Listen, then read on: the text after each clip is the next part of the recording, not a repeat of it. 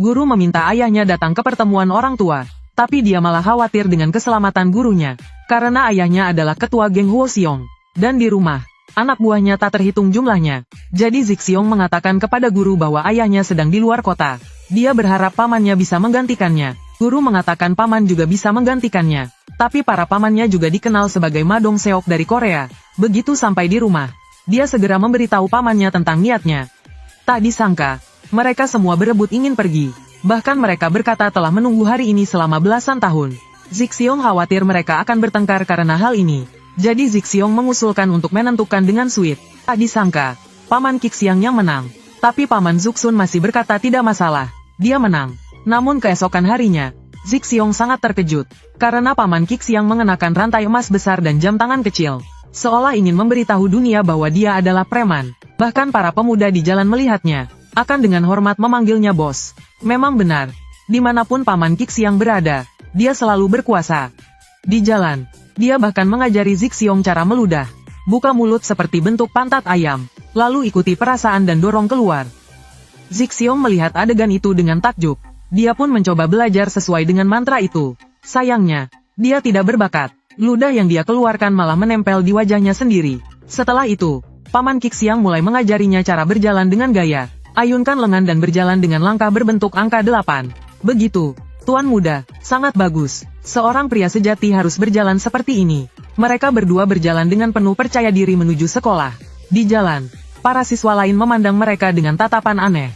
Saat ini, Zixiong merasa sedikit malu. Ini pertama kalinya dia berjalan dengan gaya yang begitu sombong. Tak lama kemudian, mereka tiba di sekolah. Namun, tiba-tiba paman Kixiang bertanya, "Tuan muda, apakah cincin yang kuberikan padamu masih ada?" Melihat ekspresi canggungnya, paman Kixiang langsung memahami semuanya. Karena kemarin dia sudah melihat Shen Jingze, orang yang mencuri cincin itu. Dia melihat lawannya mengenakan seragam sekolah yang sama dengan Zixiong. Dan di tangannya ada cincin naga miliknya. Paman awalnya mengira Shen Jingze adalah teman Zixiong. Dia tidak ingin merusak wajah tuan muda sendiri. Jadi dia membiarkan bocah itu pergi. Tak lama kemudian, mereka berdua memasuki sekolah. Paman memberi isyarat pada Zixiong untuk menemui wali kelas sendirian. Namun, auranya yang mengintimidasi langsung membuat wajah wali kelas pucat. Bahkan para guru lainnya pun ikut ketakutan. Mereka semua menyarankan wali kelas untuk segera menelepon polisi. Tapi di depan mereka, wali kelas tetap berpura-pura tenang. Anak-anak nakal seperti ini sudah sering aku temui. Tenang saja. Dulu, aku bisa mengalahkan 6 orang dengan tangan kiri dan 7 orang dengan tangan kanan. Setelah itu, dia berpura-pura tenang dan membawa paman Kixiang keluar dari ruangan. Lalu mereka menuju ruang konsultasi di sebelah. Namun, begitu masuk ruangan, ekspresi wali kelas langsung berubah. Dia bahkan memuji Zixiong sebagai siswa teladan terbaik di kelasnya. Tapi dia tak menyangka bahwa paman Kixiang tidak puas dengan jawaban itu. "Bukankah kamu bilang Zixiong adalah anak bermasalah?" Ucapan ini hampir membuat wig wali kelas copot karena ketakutan.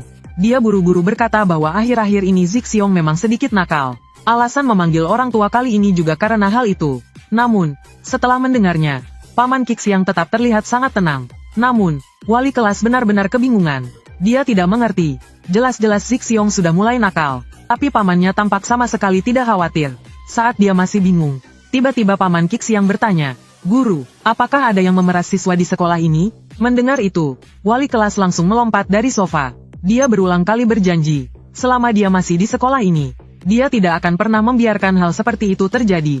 Namun, dia tidak tahu bahwa paman Kixiang sudah memahami segalanya. Dia mengingat jejak kaki di punggung Zixiong, ditambah cincin di tangan Shen Jingze. Jelas, Zixiong telah diintimidasi. Menyadari hal ini, dia segera bersiap mencari Shen Jingze. Namun, sebelum pergi, dia berkata, "Semua adegan di atas hanyalah fiksi. Harap semua orang membangun nilai-nilai yang benar." Sementara itu, Shen Jingze seolah menyadari bahaya yang mendekat. Dia berencana menjual cincin naga milik paman Kixiang hari ini. Anak buahnya di samping memperkirakan cincin itu bisa dijual dengan harga puluhan ribu. Setelah mencari informasi, mereka pun pergi ke sebuah toko emas. Untuk menyembunyikan identitasnya sebagai siswa, Shen Jingze bahkan sengaja meminjam setelan jas untuk dikenakan. Namun, mereka tidak tahu bahwa, begitu masuk ke tempat ini, keluar lagi bukanlah hal yang mudah. Saat mereka melangkah masuk, Shen Jingze akhirnya melihat sang pemilik toko. Namun, orang itu hanya berkepala pelontos dan sama sekali tidak memperhatikan mereka. Saat itu juga, Shen Jingze menyadari pria berambut biru di belakangnya terus bergerak gelisah. Detik berikutnya, Terdengar suara langkah kaki yang tergesa-gesa. Pintu besi di belakang mereka pun tertutup rapat. Bersamaan dengan itu, sang pemilik toko perlahan bangkit. Dia dengan lembut meniup cincin besi di tangannya. Melihat Shen Jingzhe gemetar ketakutan, dia perlahan berbalik, menampakkan wajah yang terlihat tidak berbahaya. Ternyata dia adalah Paman Qixiang, si pria badai dari Zixiong. Namun, Shen Jingzhe sama sekali tidak tahu siapa pria gemuk di depannya ini. Dia mengepalkan tinjunya, siap untuk bertarung. Mungkin saja lawannya hanya terlihat kuat dari luar tapi lemah di dalam. Namun, Paman Qixiang sama sekali tidak menganggapnya serius. Sebaliknya, dia malah memperingatkan bahwa ini akan sedikit menyakitkan. Shen Jingzhe langsung muntah busa akibat pukulan itu. Lalu, Paman Qixiang langsung mencengkeram rambutnya. Pastikan kamu menjaga cincin itu baik-baik. Beberapa hari lagi, pemiliknya sendiri akan datang mencarimu. Jika kamu sampai kehilangannya, aku akan menghabisimu. Paman Qixiang tidak memberitahu Shen Jingzhe siapa pemilik cincin itu. Akibatnya, setelah dipukuli, dia merasa sangat kesal. Kembali ke sekolah, dia mulai melampiaskan kemarahannya pada teman-teman sekelas. Kebetulan, dia bertemu Zixiong di pintu gerbang. Saat itu, Zixiong tidak tahu bahwa Shen Jingzhe baru saja dihajar. Begitu melihatnya, dia langsung berkeringat dingin karena ketakutan. Namun, Shen Jingzhe tidak peduli sedikit pun. Tiba-tiba, dia menamparkan Zixiong dengan keras hingga kehilangan keseimbangan. Sebelum Zixiong bisa bereaksi, Shen Jingzhe kembali mendekatinya. Dia menyuruh anak buahnya menahan Zixiong agar tidak melawan. Lalu dia mengepalkan tinjunya yang sebesar batu. Zixiong dipukuli selama lebih dari 10 menit. Tepat saat Shen Jingzhe akan memberikan pukulan terakhir, Su Jin, teman masa kecilnya, tiba-tiba menghentikannya. Hal ini justru membuat Shen Jingzhe semakin marah. Dia bahkan berjalan mendekat untuk memukul seorang perempuan. Melihat teman masa kecilnya diintimidasi tepat di depan matanya, hati Zixiong seperti terbakar oleh api kemarahan. Dasar sampah, jika berani menyentuhnya, aku tidak akan membiarkanmu lolos. Mendengar ini, semua orang terdiam. Di saat yang sama, Shen Jingzhe kembali menjadikan Zixiong sebagai target. Melihat tinju sebesar batu bata itu, Zixiong untuk pertama kalinya memutuskan melawan. Dia perlahan mengangkat kaki kanannya, bersiap untuk menendang ke udara. Namun, karena tidak memiliki pengalaman bertarung, tendangannya meleset. Anehnya, Shen Jingzhe tetap melayang 5 cm ke udara. Ternyata, Raja Pertarungan Sekolah kembali membantu Zixiong. Shen Jingzhe merasa sangat tidak terima. Dia bertanya pada Song Jongseok kenapa membantu sampah seperti Zixiong. Namun, yang menyambutnya adalah pukulan sekeras truk. Pukulan itu hampir membuat wig Shen Jingzhe copot. Akhirnya, dia hanya bisa melarikan diri dengan bantuan anak buahnya. Sementara itu, Zixiong dibawa ke ruang medis oleh Song Jongseok. Dia bertanya kenapa selalu membantunya. Song Jongseok hanya berkata, "Karena kau orang baik." Kata-kata itu membuat Zixiong sangat terharu. Malam itu, dia menangis terseduh-seduh sendirian di tempat tidurnya. Tiba-tiba, sang bunga sekolah, Li Yizi, berlari mendekat. Zixiong tidak ingin mempermalukan dirinya, jadi dia pura-pura tidur. Li Yizi bahkan membelikan camilan khusus untuknya. Sebenarnya, sejak kejadian terakhir, hati Li Yizi sudah tertuju pada Zixiong. Hanya saja, Zixiong sendiri belum menyadarinya. Orang berikutnya yang datang menjenguk adalah Su Jin, teman masa kecilnya. Hal ini membuat Zixiong sangat senang, terutama ketika Su Jin tiba-tiba ingin mengusap kepalanya. Namun, saat itu, Song Jongseok datang bersama dokter. Dokter bertanya kepada Su Jin bagaimana dia bisa terluka. Zixiong juga penasaran bagaimana Su Jin akan menjawab. Namun, Su Jin mengatakan bahwa dia jatuh dari tangga. Mendengar ini, Zixiong benar-benar terkejut. Dia tidak mengerti mengapa Su Jin tiba-tiba menjadi begitu dingin. Apakah semua kenangan selama bertahun-tahun ini tidak berarti? Dengan hati yang hancur, dia pulang ke rumah. Aula rumah yang biasanya ramai kini terasa sunyi. Dengan penuh kebingungan, Zixiong berjalan ke ruang rapat. Di sana, dia melihat para pamannya berlutut dalam 2 barisan. Dia mengangkat kepalanya, dan melihat sebuah jam tangan kecil yang sangat familiar. Ternyata, ayahnya, bos besar geng Huoxiong, telah kembali. Namun, sang ayah tidak puas dengan perilakunya belakangan ini. Dia berkata bahwa sebagai putra dari geng Huoxiong, terus-menerus dipukuli itu memalukan. Kau pikir aku hanya menaruh harapan padamu? Saudara-saudaramu sudah tersebar di seluruh dunia, dan penerus geng ini tidak harus selalu kau. Kata-kata ayahnya membangkitkan semangat juang Zixiong. Demi melindungi orang yang dia cintai, dan demi mendapatkan kembali hati Su Jin, dia memutuskan untuk mengikuti pelatihan pewaris keluarga. Namun, dia segera menyadari bahwa dirinya hanyalah seorang pemula. Saat latihan angkat beban, dia hanya mampu mengangkat 2,5 kg. Bahkan saat bench press, dia tidak bisa mendorong 1 kg pun. Hal ini membuat Paman Qixiang yang melatihnya sangat frustasi. Kepalanya yang botak pun dipenuhi keringat. Kemudian, dia mencoba latihan deadlift. Tak disangka, kali ini dia bisa mengangkatnya dengan mudah. Paman mengira ada yang salah dengan barbelnya. Jadi dia buru-buru menambahkan 5, 6, 7, 8 lempeng beban lagi. Namun, Zixiong tetap bisa mengangkatnya dengan mudah. Mata paman yang berkilau 24K hampir saja silau karena terkejut. Dia belum pernah melihat kasus seperti ini sebelumnya. Namun, dia segera menyadari alasannya. Zixiong sering membantu orang lain mengangkat barang sejak kecil. Seiring waktu, ini memperkuat daya tarik tubuhnya. Paman juga teringat bahwa Zixiong sering memijatnya. Jadi ada kemungkinan besar bahwa lengannya sudah terlatih. Untuk membuktikan teorinya, dia menantang Zixiong adu panco. Namun, Zixiong merasa takut saat melihat lengan pamannya. Siku sebesar paha ayam. Bahkan untuk dimakan pun terasa berlebihan. Bagaimana mungkin dia bisa menang? Tapi dia tidak punya pilihan lain. Jadi dia memberanikan diri. Para paman di sekitar melihatnya dan mulai berkumpul. Mereka khawatir Zixiong akan cedera. Jadi mereka meminta paman Qixiang untuk lebih lembut. Namun, Zixiong hanya menggunakan sedikit tenaga. Dan pria badai, paman Qixiang, langsung terhempas. Para paman mengira dia sengaja mengalah. Namun, hanya Zixiong yang tahu bahwa dia sudah mengerahkan seluruh kekuatannya. Sampai-sampai urat merah di dahinya mulai timbul. Setelah menyadari potensinya, paman Qixiang membawa Zixiong untuk berlatih intensif. Kali ini adalah latihan duel 1 lawan 1. Tak disangka, Zixiong bisa mengangkat lawannya dengan satu tangan. Bahkan dengan mudah melakukan bantingan bahu. Di saat yang sama, Raja Pertarungan Sekolah, Song Jong-seok, datang menjenguk. Song Jong-seok memiliki keterampilan judo terbaik di sekolah. Para paman ingin Zixiong bertarung dengannya. Zixiong tahu betul seberapa kuat Song Jong-seok. Sebagai anak lemah, dia tahu tidak mungkin menang. Benar saja, dengan sekali gerakan, Song Jong-seok langsung mencengkeram kerahnya. Zixiong terlempar ke udara dan jatuh keras ke tanah. Para paman ingin membantunya, tetapi paman Qixiang menahan mereka. Tak lama, Song Jong-seok melancarkan serangan lagi. Namun, dia tidak menyadari bahwa Zixiong tidak berlatih bela diri biasa, melainkan seni bertarung khusus pewaris geng Huoxiong. Dalam sekejap, dia langsung menerjang paha Song Jong-seok. Teknik Pisaji, memecahkan apel dengan tangan kosong. Serangan ini membuat Song Jong-seok sangat marah.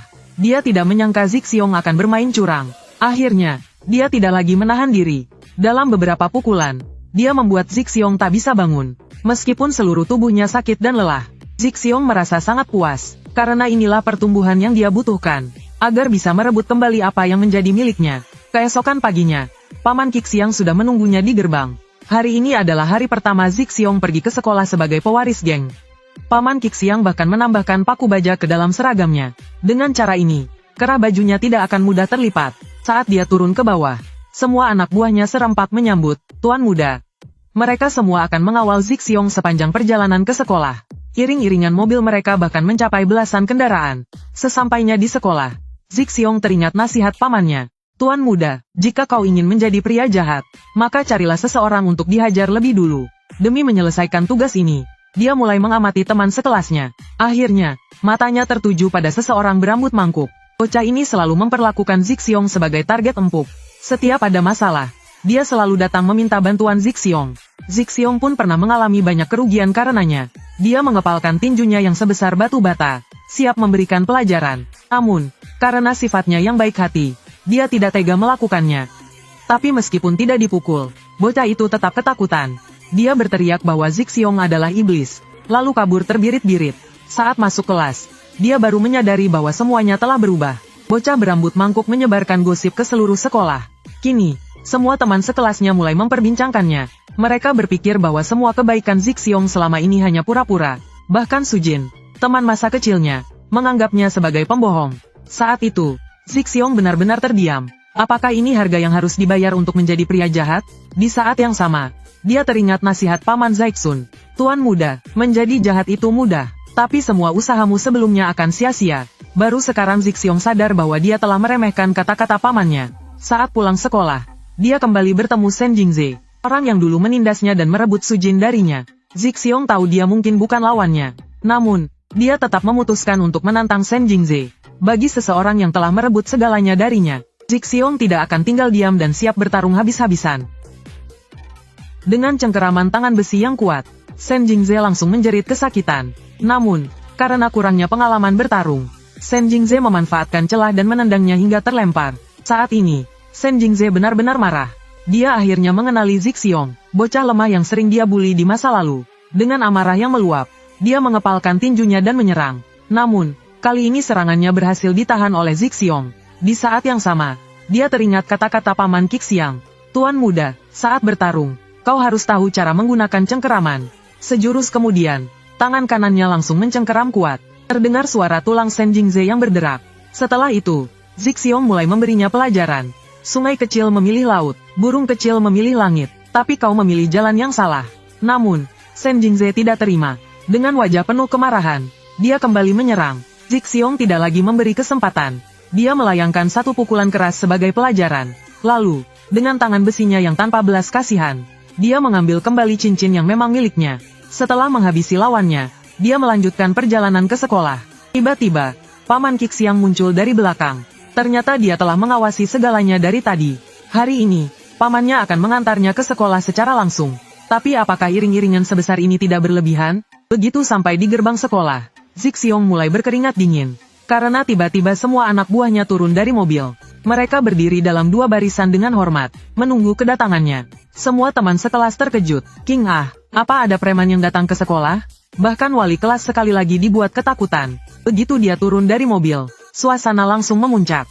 Baik yang mengenalnya maupun yang tidak, semuanya terkejut.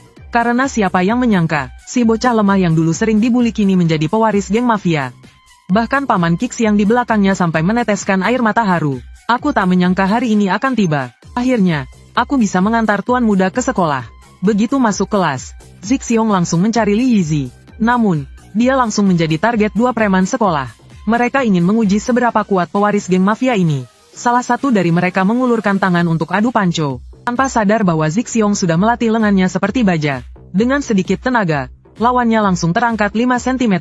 Melihat ini, preman lainnya segera maju untuk membantu. Namun, kali ini Zixiong langsung mencengkeram tinjunya. Dengan satu tekanan kuat, tulang jari preman itu hampir remuk. Setelah menghabisi mereka, Zixiong kembali mencari Li Yizi. Dia segera menyadari bahwa Li Yizi juga seorang berandalan. Jadi dia bertanya tentang situasi para preman di sekolah. Setelah mendengar penjelasannya, ternyata preman paling berbahaya di sekolah adalah kakak Li Yizi, Li Dubo. Anak buah Li Dubo sudah menyebar di seluruh sekolah. Bahkan Shen Jingze, yang baru saja dihajar, juga termasuk salah satu dari mereka.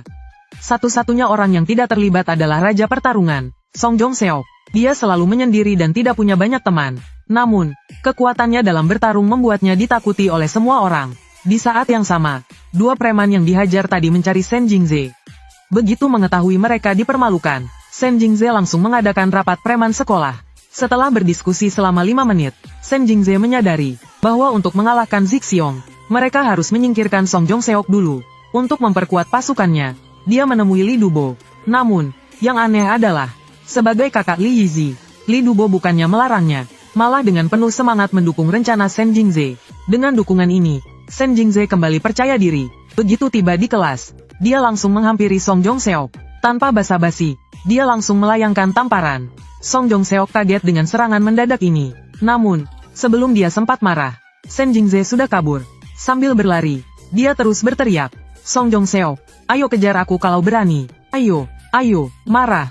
Song Jongseok mengejarnya sampai ke gym sekolah.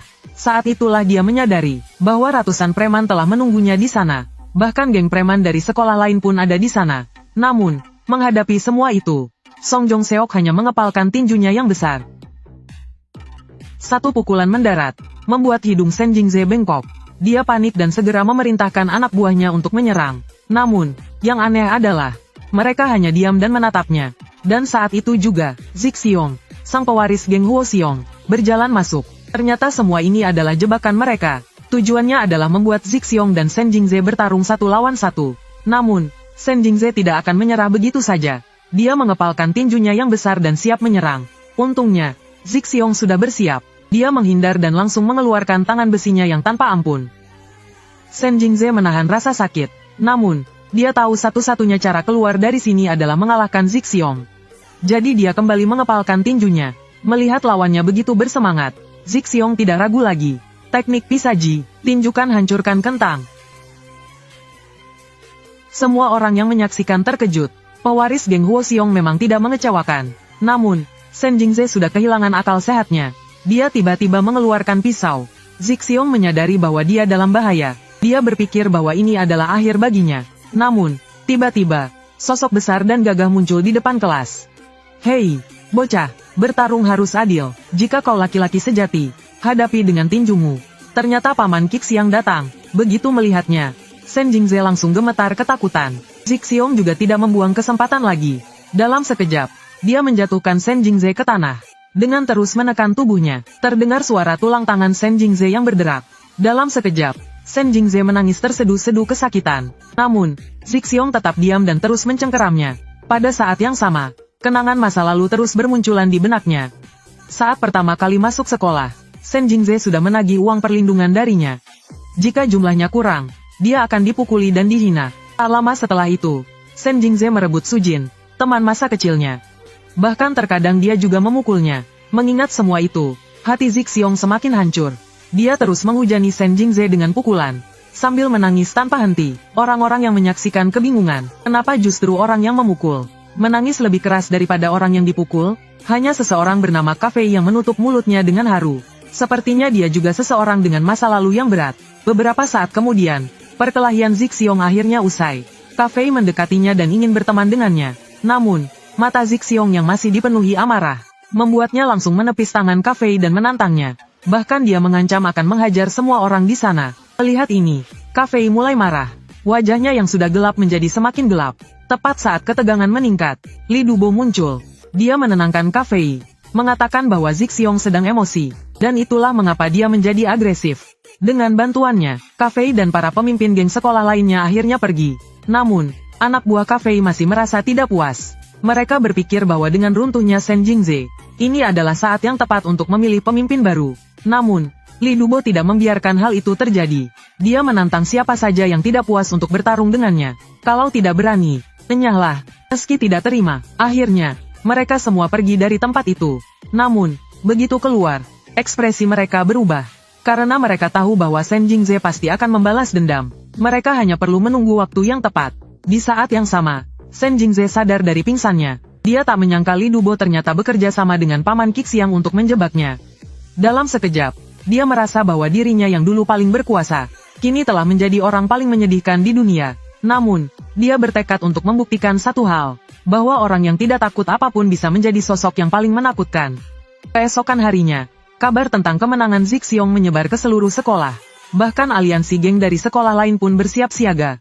Tentu saja, geng Huoxiong juga tidak ketinggalan. Mereka bahkan memasang spanduk perayaan. Ayah Zixiong bahkan membukakan Coca-Cola edisi tahun 1982 untuknya. Ini adalah pertama kalinya dalam 10 tahun.